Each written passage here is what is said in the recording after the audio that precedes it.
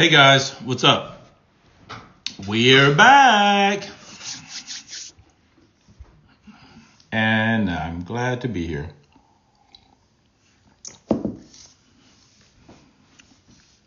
How you doing? How you doing?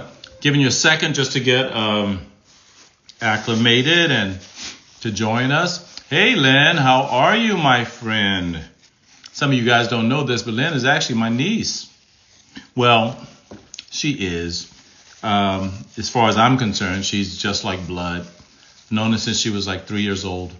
And she's been just an awesome human being that I've had the pleasure of knowing all these years. Thank you for being here. Sheila Whitehead. Sheila, how you doing, hon? Good to see you. Good to see you. Where are you from, Sheila? I know, Lynn, you're from Houston. All right. Hi, Martha Kay. How are you? It's good to see everybody. Lynette Singleton, welcome, welcome. It's a pleasure to have you with us. Hi, Sheila from Cincinnati.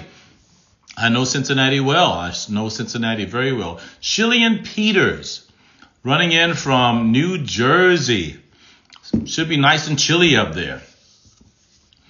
Allie E. from New York City. Oh, thank you, Allie. Thank you, Allie. Lynette Singleton from Riverside. Yeah, I have some friends in Riverside. I love it. I love it. My wife said, who's an awesome human being? I'm talking about our niece, Lindsay. I'm saying she's an awesome human being. So let me just share this with you guys as you're coming on. We're going to be talking about deal breakers tonight, okay? Now, this is not just for people who are dating. It's also for people who are married or in any stage of a relationship. Deal breakers are a thing. And we're going to be talking about it. So before we get started, I want you to start thinking about them. Don't type them yet, but start thinking about what might be some of your deal breakers, especially for you single people. I want to deal with that. I want to deal with some deal breakers in dating and deal breakers in marriage. You heard it. Yes. Yes. Marriage can have deal breakers. We're going to talk about it. And also, I want you to please go to the app since you're already in it. I want you to go into the app on the opening page when you go in. If you have the latest version, if you do not have the latest version, please go refresh, go to your app store. And if it says update or what have you, do whatever you got to do. I want you to get the latest version of the app. Now, here's what I want you to do. On the first page, it says post. I want you to post something tonight after we're done. Not now, but after we're done, post something tonight. Some of you have, and so I so appreciate it. But I want to get the conversations going. So post something tonight. Just let me know. And if you have a question or something, you see, we often ask questions on this, but I'm going to let you know something. Inside the app, you also can have questions. If you have a question inside the app, just post it. Post it. Say, Pastor Cal, I have a question. Post it in the app. We'll get to it. We'll answer it in the app. We'll keep it going inside the app during while we're during the week, so that when we have these lives, we can even have more information. Does the latest version allow us to add a picture? Because this version does not. Okay, now, Allie, you must be single. Am I right? If you are, there's a reason for that. Okay? If you're single, I'm so glad you asked that, Allie. We want you to create an avatar of yourself. Now, the reason we're not allowing pictures on the single side right now is because when we do the matchmaking is based on values. The only time your picture will be allowed to be uploaded is when you've made a match. Okay? Prior to that, we're only going to match you by value. So I ask you to go into your profile, find the best avatar you can. We have a pretty cool avatar creation system in there. And just create an avatar of yourself, okay? All right, great. All right, guys, let's do this. Let's jump in it and let's rock and roll. And thank you, Allie, for saying that, because what I probably need to do is go in and do a video and explain all that. Okay? Martha says, I must have picked the wrong side because I'm single. If you're single and you checked, when you load into the app, you should have come in on the side that said marriage minded. All right? Cool. Yes. And yes, Lynette, share it with your single daughter. Definitely. All right, let's talk about deal breakers. First of all, I want to define what a deal breaker is. I hope you've been thinking about what some of your deal breakers are. And Lynette, with your daughters, I ask you to ask her what are her deal breakers in a relationship. Okay, Shelly, and yeah, we trying to think of everything. Okay, this is how I've defined deal breakers. Actually, it was a PhD, I think it was from Columbia or something, defined it as this. A deal breaker in a relationship is when one partner identifies a discrete behavior, aspect, value, or goal of the other partner that they are unwilling to tolerate or compromise on. Okay? And they decide that the relationship is not worth continuing if this exists. Now, I need you to understand that. A deal breaker is when one partner identifies a discrete behavior, a behavior of some sort, whether it has to do with your values or goals or some aspect of your life, and this thing is so egregious that you're unwilling to negotiate or compromise on it, and you will not allow the relationship to continue as long as it exists. That is a deal breaker. We throw it around quite often. Oh no, he's 5'10", not 6 feet. That's a deal breaker. Listen, let me share something with you. I've been doing this little TV show that we're doing for a minute, and what's happened is this. I run into people all the time who says, no, it's a deal breaker. I literally met someone who said, if he doesn't make $200,000 a year, it's a deal breaker. She's still single. If he doesn't make $200,000 a year, that's a deal breaker. And I broke it down to her and I said, listen, do you realize what the average income in this country is? It's not six figures. It's not six figures. The average man does not make $100,000. And you're asking us to find you someone who makes $200,000 or else don't find you anybody. Well, that was an easy decision. We didn't find her anybody because it was ridiculous. It was a ridiculous ask. And then in addition to that, if we had, and we did, people who made that kind of money, the question then becomes, does that person want someone who requires them to make that kind of money? Because then you have to start questioning and asking about values. What do you actually value? Okay. All right. So when we talk about deal breakers, these are things that without which, or rather, if these things exist, then you will not continue the relationship. Now, in a marriage, sometimes deal breakers can evolve because people change. One thing that Wendy and I, we talk about so often in our relationship counseling and in our conferences is that as people change, they become different. So the thing that it took to get her, the thing that it took to get him is not what it takes to keep him. It takes something different. It takes something more because you're not the same person. Okay. The question is, as you change, are you developing things that the other person is finding tough to deal with? Are these things that are tough to handle? And if so, are they deal breakers? In marriage, I hope that as long as the values are intact, that nothing you encounter will be a deal breaker. But believe it or not, I have met people in marriages. I've sat in front of them and said, I can't do this anymore. This has become a deal breaker. Okay. Let's talk about some of the obvious deal breakers, okay? And you can throw up some other ones, but I'm going to give you a few. First of all, serial abusers.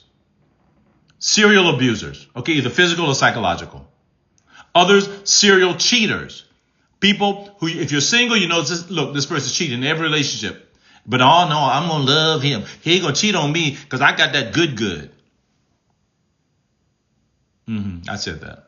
Right, so he ain't going to cheat. No. Serial cheating. Serial abusing, if he's ever hit a woman in his relationship, etc. Okay, serial cheaters, serial liars, lying on insignificant, stupid stuff. We're not talking about the big whoppers. That's one thing, but we're talking about little, I'm not going to assign a color to it, but these little stupid lies.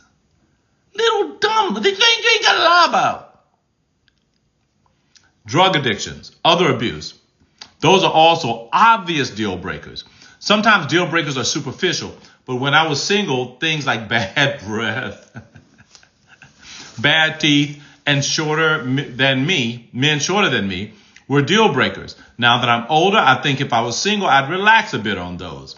I would probably date a shorter person who has all the other qualities and values I need. Absolutely, but you're never going to be single because we're married, okay? So whatever. But you understand. I do understand that. And thank you, honey, because that is an incredibly good point.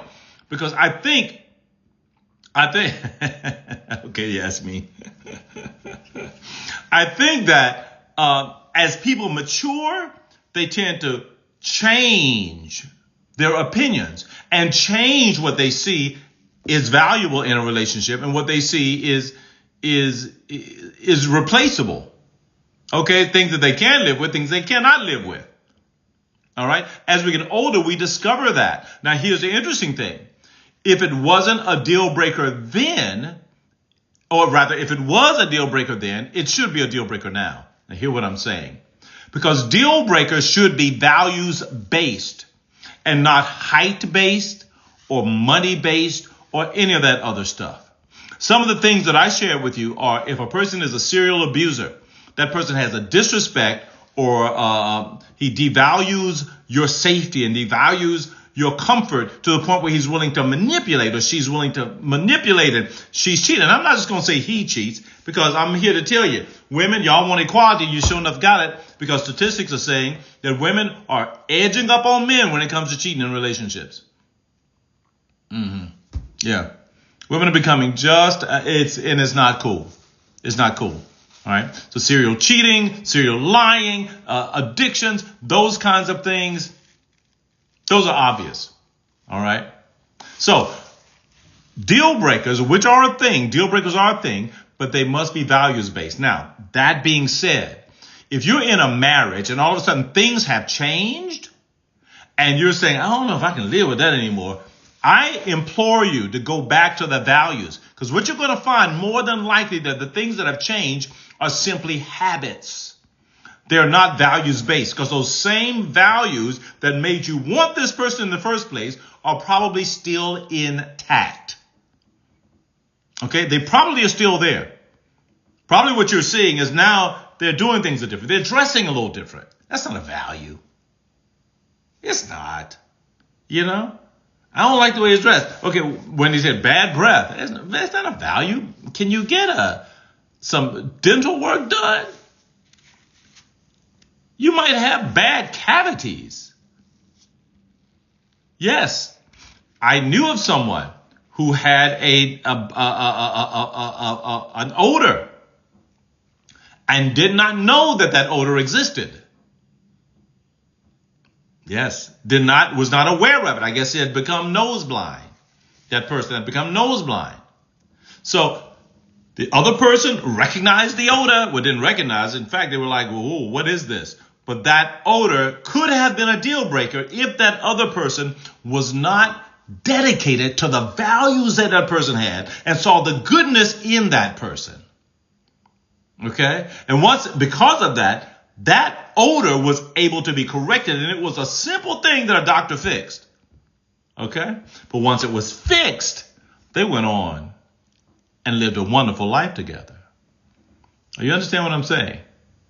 Okay, here's a couple. What if you're married and took your spouse back after they cheated and they cheat again, but you want to extend grace again? Should you know that they won't cheat again? Sir, bad breath is a value, please. No, it's not. Okay. If you took someone back after they cheated and they cheated again, okay, and you want to extend grace, that is completely your choice. I know couples who've had multiple cheating incidents in their marriage and they've turned it around? Absolutely. Yes, I do. I'm thinking of a couple now that's doing incredibly well after experiencing that. The problem there wasn't the cheating, though. The problem was drug abuse that was causing them to do things. The other spouse was able to stay there and work through that, and the love was enough to help them through that so that they were able to move forward, and that thing actually worked. Okay, I'm not saying that happens in every situation, but it can. Okay, let's see what else we got here. A man that does not like a friendly woman has become a deal breaker. A man that does not like a friendly woman has become a deal breaker. It changes me from being the authentic, fun, and friendly person that I am. Pastor Cal, what is your take on friendly women? Shala, help me out. When you say friendly women, a man that doesn't like a friendly woman, I would hope that all women are friendly. I would hope that all women are friendly. Now, I'm going to ask you straight up, Sheila, and I hope I'm saying your name right, Sheila or Sheila, I don't know. But when you say a friendly woman, friendly with men, but platonically, okay, that's cool. Let's talk about that. A man that does not like a friendly woman, Sheila, gotcha. Who that does not like a friendly woman. I don't think, in all honesty, I think men are territorial. Let's just face it. It's the way we're created. If you're a creationist, it's because women were taken from our rib, and as a result, you're a part of us, and we're supposed to protect and guide and be there for you and all that stuff. If you're an evolutionist, men were the hunter-gatherers and women were the nurturers, etc., etc. I'm not an evolutionist. But men were the ones who went out there and did those things. And in this scenario, men are protectors. And when men have a woman, they want her it's okay to have friends, but it's not that men don't trust you, it's that men don't trust men. I hope you understand what I'm saying. So I think that my wife, I'm gonna call you out, honey. My wife actually had more male friends when we were single than female friends because she got along better with dudes, right? I don't have a problem with that. Now, when I come into the picture, though, her friendliness has to pull back not because of my insecurity, but because men need to know where she stands. Okay, so I understand what you're saying. Men who don't like a friendly woman has become a deal breaker. But I think that you might be narrowing your prospects because men don't mind you being friendly. Men want to make sure that there's a line between friendly and flirtatious. And men don't trust men, especially on a beautiful woman. And it's not that the woman going to do anything. It's that men know men. And men are nasty. Okay, I don't know if I'm answering you. I'm riffing here. I don't know if I'm answering you, Shayla. But I'm going to come back to it. But hold on, I'm going to come back to that. Change of religious beliefs, perhaps? Yes, absolutely. Changing in religious beliefs can cause a problem. That can cause a problem. Now, if we're talking about changing in beliefs, then I want to touch on that, Allie. We're talking about changing in beliefs, or we're talking about changing in sects, S-E-C-T-S, not S-E-X. Changing in groups or changing in churches because religious beliefs, Christianity as opposed to atheism, as opposed to monotheism or belief in Zoroastrianism or I don't know, whatever. Buddhism, Hinduism. A conversion to that may cause some problems. And even in those situations, though, have the values changed? Have the values changed? Because in America, we get so caught up into this whole denominational thing. If you're considering that a change in beliefs, different ball game. Because that's not a change in beliefs. It's just a change in groups that you're worshiping with. We're talking about a visceral change in what I believe. I don't believe in God anymore. I don't believe that there's anything up there. I don't believe. That's something that could be a deal breaker in a relationship. So that has to seriously be considered. Bad hygiene can be a lack of values. A lack of soap. Bad hygiene can be, and you're absolutely right, Martha. I'm joking about the soap thing.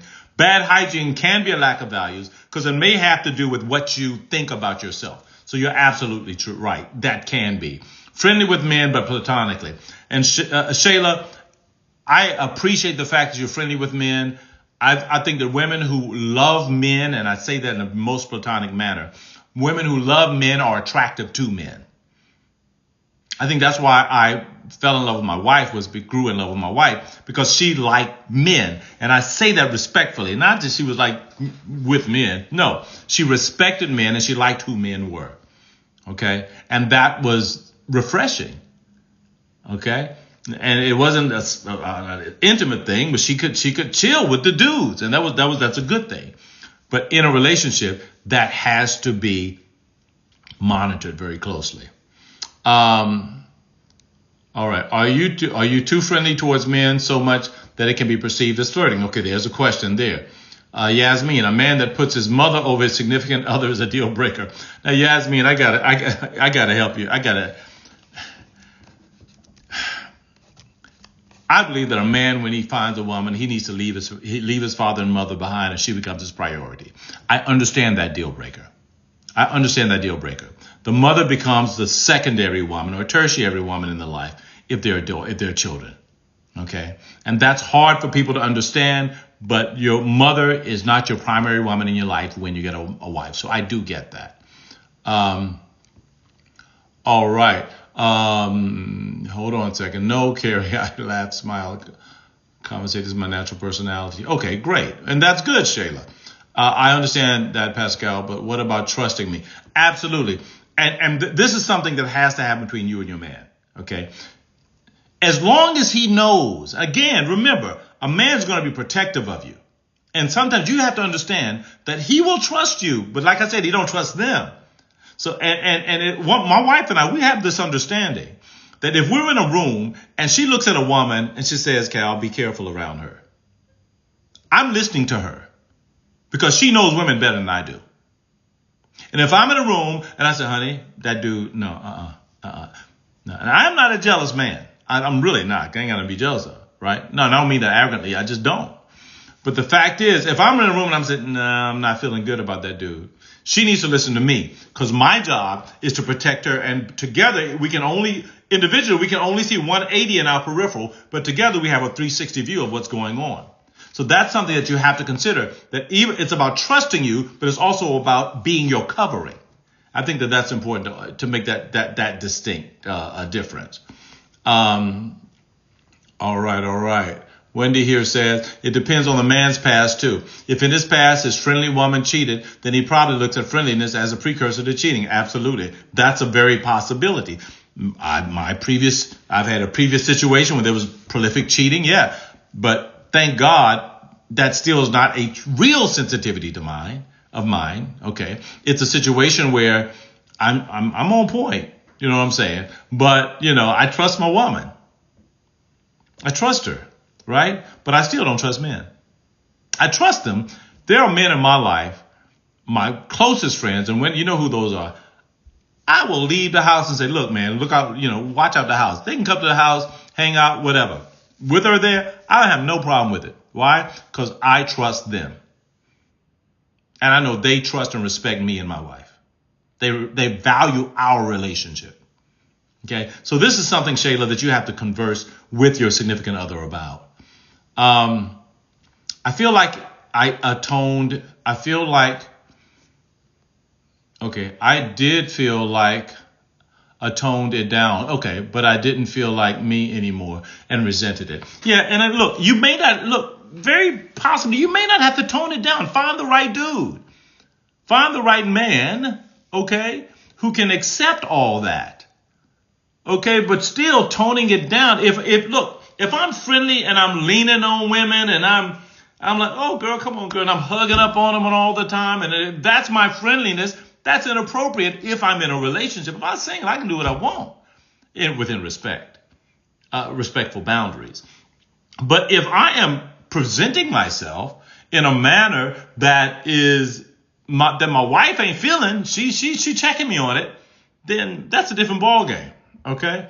I know how you feel, but and good point, Ms. Wendy. Okay, especially since my man was boring and dry. Okay.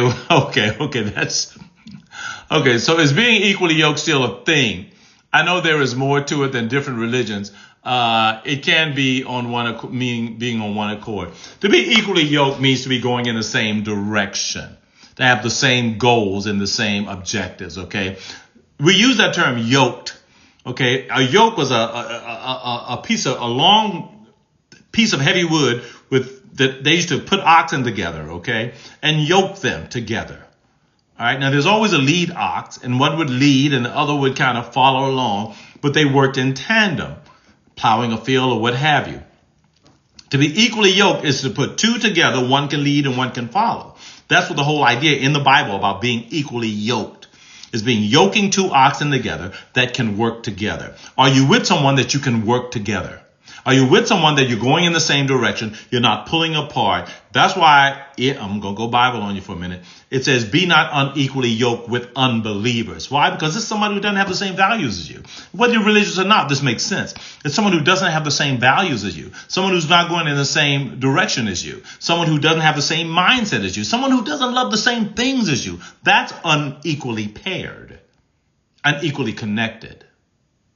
Okay? That's what that's about. Okay, so it is still a thing, all right? But you just have to make sure, that as you are yoked or equally or unequally, that it's more than religions. I know people are Pentecostal, Baptist, whatever. We get caught up on all that crap. It doesn't make a difference. But as long as you have the same values and going in the same direction. Hope I'm getting everybody here because we bring it to a close. Sunshine says, okay. A man is supposed to leave his father and mother. Exactly. Make it. There you go. All right. Okay. I love to have a good laugh, and I love to make people laugh. In another life, I would have been a comedian. It ain't too late, Lynn. My husband is very laid back and encourages my comedy in front of his friends. Even though he is very chill, I still have to monitor myself to not come off so jokey to avoid the appearance of flirting or doing the most. Yeah, you're absolutely right. And thank you for that, Lynn. And that, look, I'm a gregarious kind of dude. I'm out there, man. I'm out there. Believe it or not, my wife she is too, but I think I'm a little bit more than she. And the fact of the matter is, I am always watching to make sure that in all my gregarity, in all my, me being affable and me being around people, et cetera, and all that, I have to make sure that no one can speak ill of me when she's with me or when she's not. Okay? When she's with me and when she's not. Mostly when she's not. And when she's not with me, no one's going to be able to say, "Oh, dude was doing." No. Because I don't care how I have not gone to people's rooms who invited me.